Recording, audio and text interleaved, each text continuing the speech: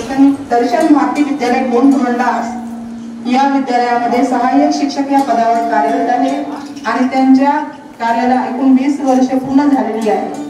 त्याचप्रमाणे त्यांनी MA BEd Marathi मध्ये MA केला आहे, इंग्रजी विषय सुद्धा MA केला आहे, इतिहास राज्यशास्त्र या विषयात सुद्धा MA केला आहे आणि त्यांना त्या ज्ञानाचा जोरदार टाळून स्वागत करायचं आहे।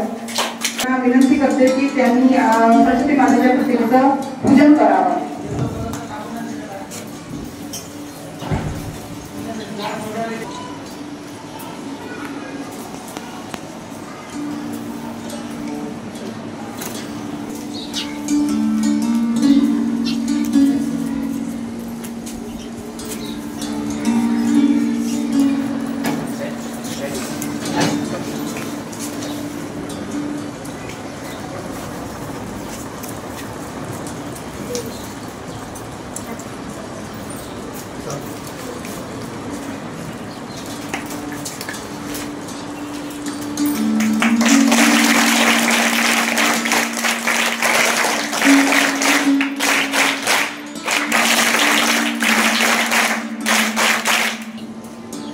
तयाच मानव म्हणावे का असा ठणठणीत सवाल करणाऱ्या आद्य क्रांतिज्योती सावित्रीबाई फुले विद्येची देवी सरस्वती। विद्येविना मती गेली, मतीविना नीती गेली, नीतीविना गती गेली, गतीविना नित्य गेली। डॉक्टर बाबासाहेब आंबेडकर, राजश्री शाहू महाराज या सर्व महामानवांना मी प्रथम अभिवादन करतो। आजच्या कार्यक्रमाचे अध्यक्ष माननीय श्री जाधव सर आणि सर्व माझे मित्र आणि विशेष करून ज्यांनी मला इथं निमंत्रित केल्या त्यांच्या रसुली मॅडमचा आभार मानतो, त्याच्यासाठी आभार मानतो। आणि तुम्ही जिथं बसलेला आहे तिथंच बसलेला पण तुम्ही एक होतो सर जाधव सर, मी सुद्धा आचरण शाळेचा विद्यार्थी आणि 4थ्या वर्गापासून मी आचरण शाळेत शिकतो, म्हणून हे जेव्हा बसले तेव्हा मला माझी आठवण झाली। आणि तुम्ही विद्यार्थी आणि सर जवळपास 56 लोकांचा स्टाफ होता आणि एवढ्या मोठ्या स्टाफच्या पुढे भाषण करायचं याच्यापर्यंत मी पहिल्यांदा कधीच तयारी केली नव्हती, पण यावेळेस सगळे पुढे करतात म्हणून मी पण करायला लागलो।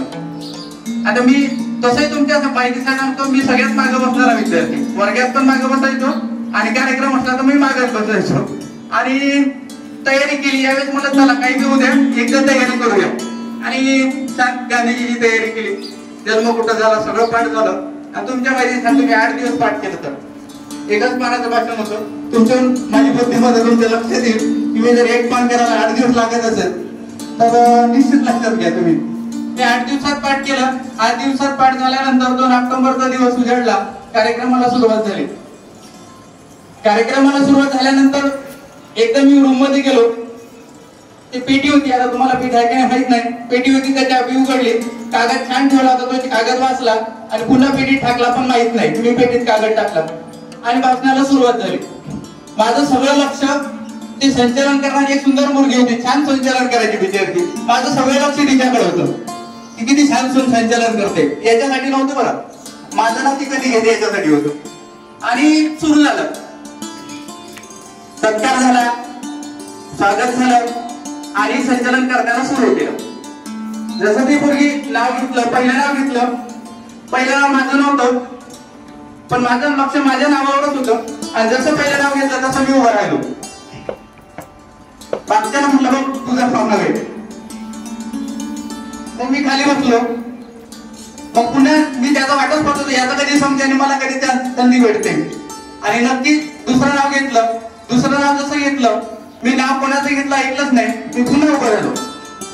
दुसऱ्यांदा उभं झाल्यानंतर मागचा म्हटलं आता जोरात खेचलं, म्हणलं आता उभा झाला तर लक्षात ठेव, कारण जोगी सर जिथे लिंगावर सर बसले तशा ठिकाणी बसले होते आणि जोगी सरचा एक हातखंडा असा होता की ते मारायला लागले तर खूप वेळपर्यंत मारायचे आणि त्यांनी माझ्याकडे बोट दाखवलं, याच्यानंतर जर तू उभा राहिला तर तुझी गाठ माझी असेल आहे। मी विचार केला आता उभाच नाही राहतो। संचलन करताना तिसरं नाव घेतलं, ते नाव माझं होतं पण माझं लक्ष सगळं जोगी सरकार होतं, मी उभाच नाही झालो। मागच्या हातात लाल पेन होती, त्यानं लाल पेन धरला तर कटकन बसलं, जसं बसलं तसं भानावर आलो, मला काय झालं ते म्हणलं तुझं नाव घेतलं। विचार करायला आता नाव घेतलं आता काय करू, मग लगेच माझं लक्ष गेलं आता, कारण मी जे पाठ केलं होतं ते सगळं ब्लँक झालं होतं. मग एकदा वाटतो खिशात हात घातला, खिशातली चिठ्ठी काय. आता तर म्हणलं फारच चांगलं झालं. फक्त संचालन करतेच एक मला वाक्य होतं की हे आपल्याला 2 शब्द सांगतील. म्हणलं फार चांगलं झालं. आपल्याला किती शब्द सांगायला सांगितले? 2च शब्द सांगायला सांगितले. आणि मग विचार केला आपल्याला 2च शब्दाचं भाषण सांगायचं आहे. स्टेजवर आलो आणि हे डायस नव्हता, असे 56 लोक बसलेले होते. फोटो लागलेला होता गांधीजीचा आणि मी गांधीजीच्या फोटोच्या अगदी जवळ उभं होतो. असं उभं राहतो आणि काही आठवत नव्हतं. माझे पाय असे लटलट लटलट कापत होते आणि ते लटलट कापणारे पाय विद्यार्थी बघून सगळे हसायला लागले होते. पण आता आपलं काहीच गरज खरं नाही. उभी राहा मॅडम. सांग, भाषा कशाची बनते बेटा? बरोबर आहे. मराठी काय आहे? भाषा. आणि भाषा कशासाठी पाहिजे? बोलासाठी. काय बोलासाठी बोला पाहिजे? आपण जे बोलतो, मी जे बोलतो बोलतो, पण बोलतो म्हणजे नेमकं काय करतो? मग भाषा म्हणजे काय? बरोबर, गुड. मराठी काय आहे? आणि ती आपल्याला काय करायची आहे? बोलायची, शिकायची. बरोबर आहे. आपल्याला सगळ्यांना बोलता येते का मराठी? असं कोण आहे की ज्याला मराठी नाही बोलता येत? आहे का असं कोणी? कोणीच नाही. सगळ्याला मराठी बोलता येते. मग मराठी ही भाषा आहे. मग भाषा म्हणजे काय? भाषा म्हणजे काय? कशाला भाषा म्हणायची? आता इथं बऱ्याचपैकी बरेच लोक आहेत. रुपये पडू काय आहे याचा अर्थ? MI किती रुपये ते? मग हे काय केलं तुम्ही? बोलले ना, कोणत्या भाषेत बोलले? मग ही पण भाषा आहे. भाषा काय? विचार व्यक्त करण्याचे साधन. बाकी त्याच्यानंतर तर अक्षर बनते ते कशाचं बनते? आपल्या कोणासाठी तो मूळ होतो त्याला बोलतो. अजून माहिती नाही.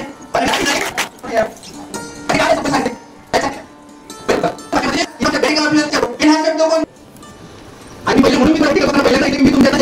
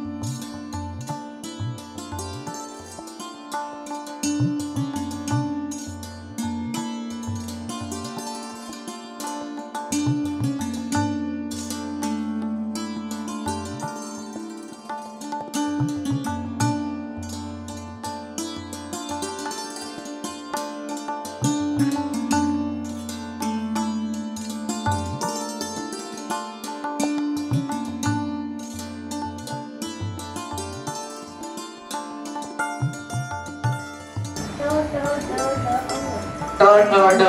आता हे बघ ट वाढी होते ना, जी वाढी होऊन तिकडे लागते ट ट लागला. उभी राहा. द द द जिथं जिथं आपल्या ओळीचा उपयोग होतो त्याला आपण त्याचं नाव दिलंय. बघा द द झालं बघा.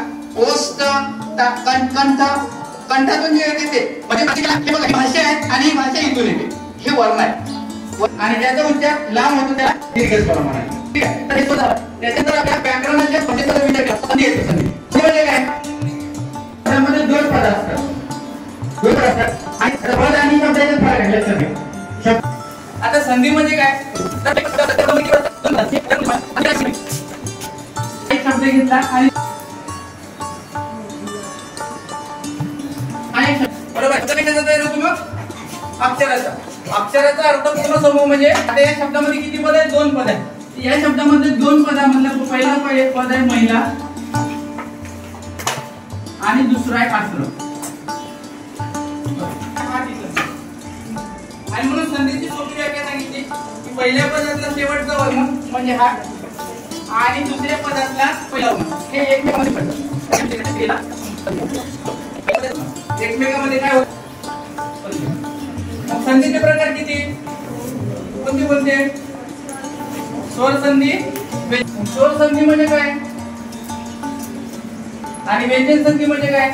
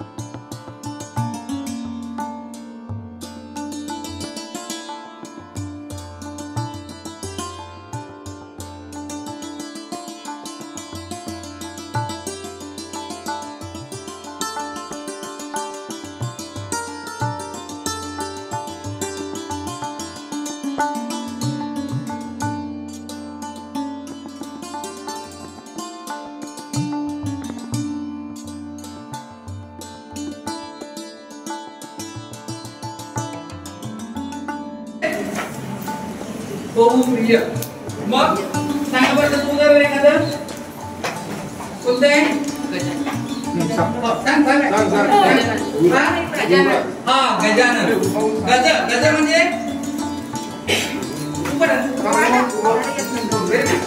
याचं उत्तर बरोबर आहे. टाळ्या वाजवली.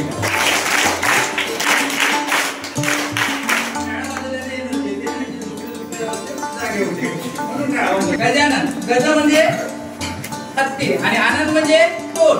ज्याचं तोंड हत्तीसारखं असते तो म्हणजे गणपती. बघा त्याचा तिसरं पद महत्वाचं आहे. गजानन हे याच्यातले दोन्ही पद महत्वाचे नसून तिसरं पद महत्वाचं आहे. बरं लक्ष्मीकांतचा विग्रह कोण करून दाखवते? लक्ष्मीकांत.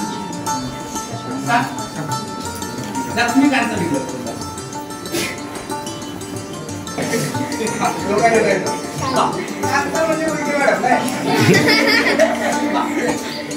कोण रे?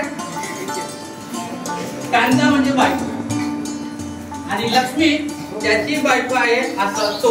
लक्ष्मी कोणाची पत्नी आहे? विष्णू. आणि म्हणून तिसऱ्या पदाचा बोध होतो. दोन्ही पद महत्वाचे नसून तिसऱ्या पदाचा बोध होतो त्याला काय म्हणतो आपण? बहुव्रीही समास. म्हणजे दोन्ही पद. आता पुन्हा एकदा रिवाइज करू. पहिलं पद कोणता समास? अवयव. दुसरं पद महत्वाचं. दोन्ही पद महत्वाचे आणि दोन्ही पद महत्वाचे नसून तिसऱ्या पदाचा बोध होतो त्याला. बरं एक चांगलं फेमस असलेलं उदाहरण सांगतो. कोणतं? नीलकंठ. नीलकंठ कोण सांगितलं त्याचा विग्रह? कंठ म्हणजे गळा. सांगा. ज्याचा कंठ निळा आहे असा तो कोण? Very good very good. आता सगळ्यासाठी प्रयत्न करतोय. आता शिकारी पोपटाला पकडतो म्हणून पोपटाला वाटते आपल्याला पकडणार म्हणून काय करतो? तो जाळं मांडतो आणि जाळं मांडल्यानंतर तो जाळं मांडतो आणि पोपटाला पकडण्याचा प्रयत्न करतो. मग तिथं जो गुरु राहतो त्या गुरुला दिसतो की हा शिकारी कोणाला पकडायला आला, त्या पोपटाला पकडायला आला आणि पोपटाला जर पकडलं तर तो त्याला मारून टाकते. म्हणून काय करतो तो गुरु त्या पोपटाला शिकवतो. पोपटाला एकच गोष्ट सांगते. काय सांगते? त्या सांगते की शिकारी आएगा दाना डालेगा जाल बिछ जाएगा उसमें फंसना नहीं. रोज सकाळी उठायचं, सकाळी उठला की पोपट त्या गुरुकडे जायचं, गुरु त्याला सांगायचं शिकारी आएगा दाना डालेगा जाल बिछ जाएगा उसमें फंसना नहीं. पाठ झालं पोपटाचं, चांगलं पाठ झालं. 8-10 दिवस झाले, महिना झाला. पोपटाला कोणी दिसलं की पोपट म्हणायचा शिकारी आएगा दाना डालेगा जाल बिछ जाएगा उसमें फंसना नहीं. शिकारी आला आणि शिकारी दिसले पोपटा म्हणलं पोपटाने सुरू केलं कोण आहे का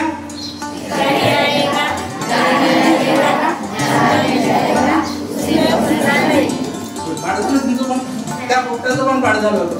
मग शिकारीला दिसलं, शिकारी नाराज झाला, शिकारी वापस चालला.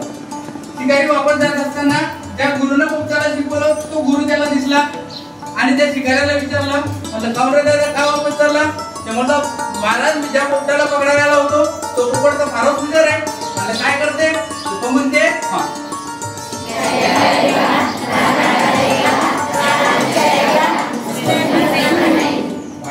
म्हणून म्हणलं मी वापस.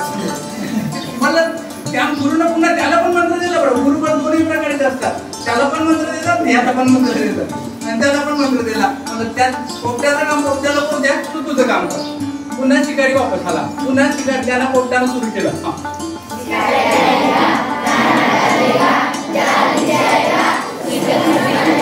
शिकाऱ्यानं त्याचं ऐकलं का? शिकाऱ्यानं गेला, आपलं झाड बिचवलं, दाणे टाकले आणि बाजूला जाऊन उभं झालं.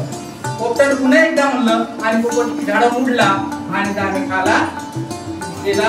दाणे खाता खाता त्या जाळ्यात अटकला आणि अटकल्यानंतर सुद्धा म्हणाला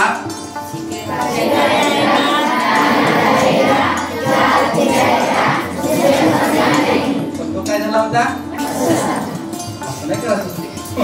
आपण जे केलं त्याचा आपल्याला काय करायचं आहे?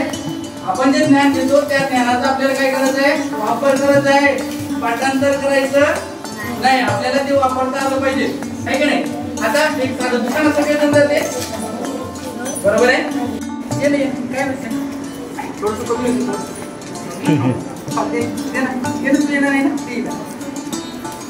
पण लक्षात ठेवा तुम्ही कोणतं चिन्ह काढलं त्या मला डबल उठायचं आहे बरं.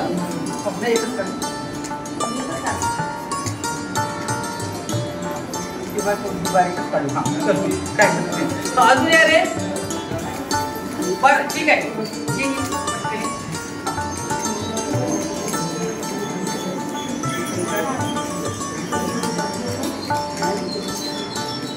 बघा यांनी चिन्ह काढले नो पाहिजे.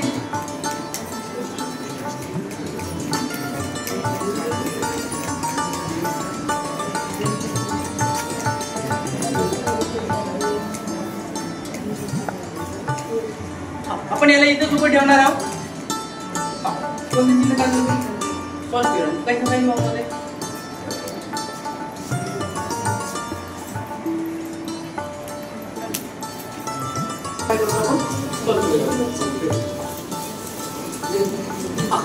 चिन्ह कोण काढलं रे? याचं नाव काय? प्रश्न. कधी वापरलं जाते? विचार. इथं मला ते चिन्ह वापरतात. हा तुझे नाव काय आहे? आईच्या नंतर मी काय करेन? माझं नाव विलास. चला हे चिन्ह कोणाचं आहे? कोणतं चिन्ह बेटा? कशासाठी वापरतो?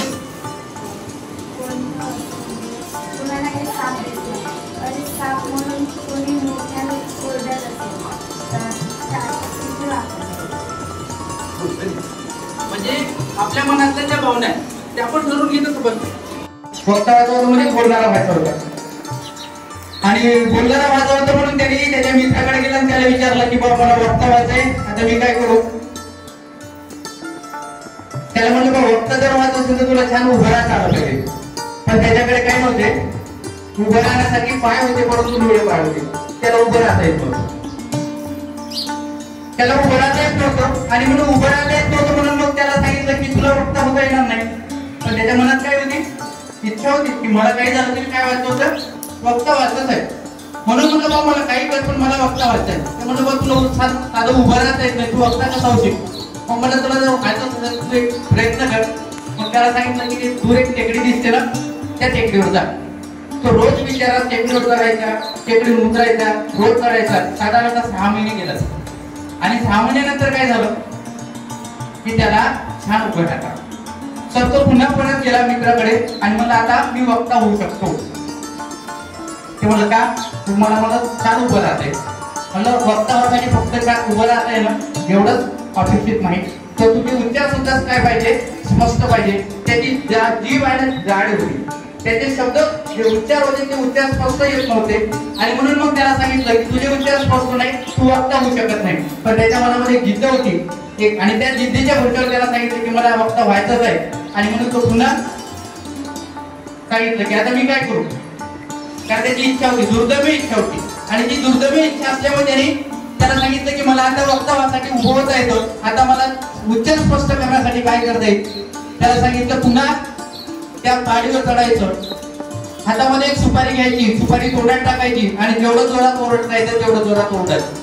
तो रोज टेकडीवर जायचा, सुपारी तोंडात ठेवायचा. त्याला सांगितलं सुपारी जर तोंडात ठेवली आणि ती जर अंदर गेली तर तू पण होणार नाही, वक्ता होऊ शकणार नाही, तू मध्यातच अटकशील. म्हणून त्याला सांगितलं की सुपारी तोंडात ठेवायची, जेवढं जोरात ओरडता येतं तेवढ्या जोरात ओरडायचं. तो रोज जायचा, रोज जोरात ओरडायचा. असं ओरडून ओरडून ओरडून ओरडून 6 महिने झाले. 6 महिन्यानं त्याची जीभ चांगली झाली, त्याचे स्पष्ट उच्चार आले, त्याला आनंद झाला. आपण उभं पण राहतो आणि आपले उच्चार पण स्पष्ट आहे. आता आपल्याला वक्ता व्हायसाठी कोणी अडवत नाही. मित्रांनी सांगितलं अजून तुझी एक सवय आहे, ती सवय तुला काय करावं लागेल. कारण त्याला एक सवय होती, मी पुढे येतो आणि त्याला सवय अशी होती की तो कोणाच्या पुढे उभा राहिला, तो कोणाच्या पुढे उभा राहिला. त्याला एक वाईट सवय होती की तो असं उभा राहायचा आणि असं उभा राहिला की एक वाक्य झालं की तो असं करायचा, दुसरं वाक्य झालं की तो असं करायचा, तिसरं वाक्य झालं की तो असं करायचा. हे त्याला एक वाईट सवय होती. आणि म्हणून त्याला सांगितलं की तुला जर वक्ता जर व्हायचं असेल तर काय करायला लागेल, तुझी जी वाईट सवय आहे ती वाईट सवय बंद करायला लागेल, म्हणजे तू वक्ता होशील. मग म्हणलं आता मी काय करू. मग त्याला सांगितलं की तू 2 तलवारी घे घरी. लक्षात घ्या, त्याच्या मागचा भावार्थ लक्षात घ्या.